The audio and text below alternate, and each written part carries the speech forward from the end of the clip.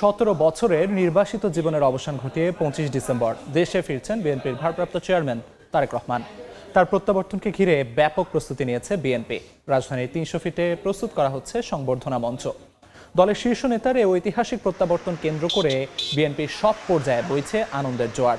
দীর্ঘ অপেক্ষার অবসান হতে চলায় তৃণমূল থেকে কেন্দ্র সর্বস্তরের নেতাকর্মীদের মধ্যে নতুন করে প্রাণচাঞ্চল্য ও উদ্দীপনা সৃষ্টি হয়েছে। আগামী 25 ডিসেম্বর দেশে ফেরার পর তারেক রহমান বিমানবন্দর থেকে এভার কেয়ারে যাবেন চিকিৎসাধীন মা বেগম খালেদা জিয়াকে দেখতে। এর মাঝে পথে 300 ফিটে অংশ নেবেন সংবর্ধনা অনুষ্ঠানে। আমাদের নেতা বাইরে আছেন, বাংলাদেশে প্রত্যাবর্তন করবেন 25 তারিখে।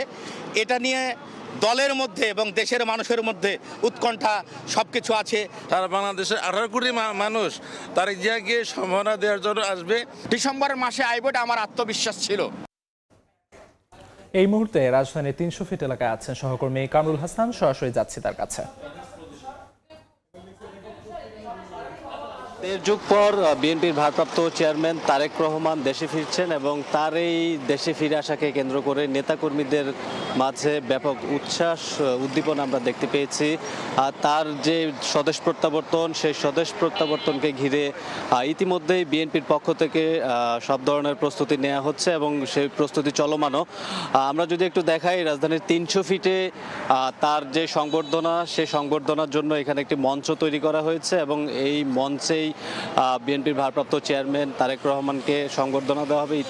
ইতিমধ্যেই দেশের বিভিন্ন জেলা থেকেই বিএনপির নেতাকর্মী সমর্থকরা এই 300 ফিটের যে সংবর্ধনা মঞ্চ, সেই মঞ্চ এক নজর দেখতে আসছে এবং তারা বিভিন্ন প্রত্যাশার কথা বলছেন। এখানে আগত নেতাকর্মীরা যেটি বলছেন, তারা বলছেন দীর্ঘ 18 বছর বিএনপির ভারপ্রাপ্ত চেয়ারম্যান আওয়ামী লীগ সরকারের আমলে তিনি নির্বাসিত ছিলেন এবং দেশে ফিরতে পারেননি।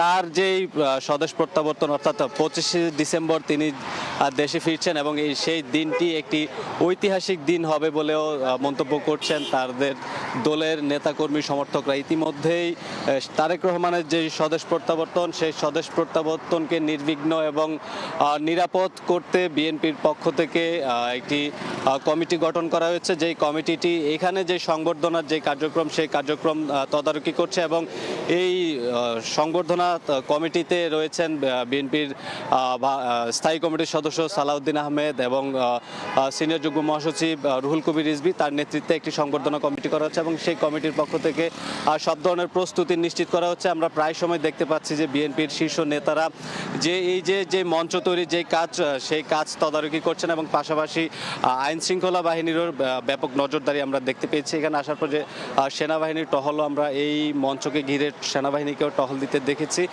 সার্বিক একেবারে বলা যায় যে তার যে স্বদেশ প্রত্যাবর্তন, সেই প্রত্যাবর্তনকে নিরাপদ করতে সব ধরনের প্রস্তুতি নেওয়া হচ্ছে। সবশেষ যে তথ্যটুকু জানাতে চাই, 25 ডিসেম্বর সকালে তারেক রহমান দেশে ফিরে তার মাকে দেখতে যাবেন এবং যাওয়ার পথেই তিনি এই মঞ্চে সংবর্ধনা নেবেন। তো এই ছিল আমার কাছে এখনকার মতো সবশেষ তথ্য।